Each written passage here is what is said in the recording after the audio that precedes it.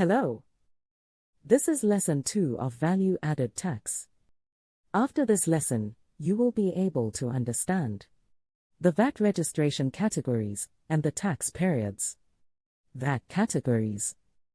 VAT vendors that are registered in Category A, it means VAT return must be submitted at the end of every second month ending January, March, May, July, September, and November of a calendar year. And Category B. VAT vendors that are registered in this category, their VAT return must be submitted at the end of every second month ending February, April, June, August, October, and December of a calendar year. Category C.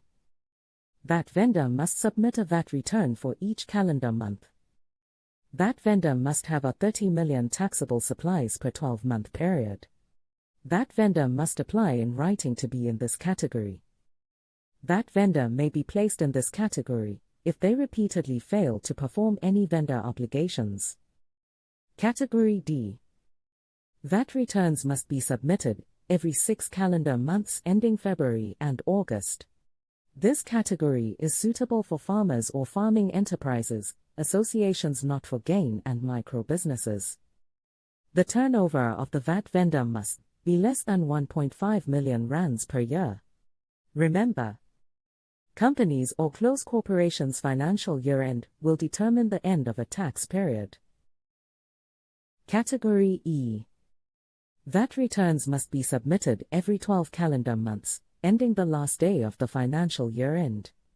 This is suitable for company or trust fund, letting of fixed property, renting of movable goods, or administration of such companies.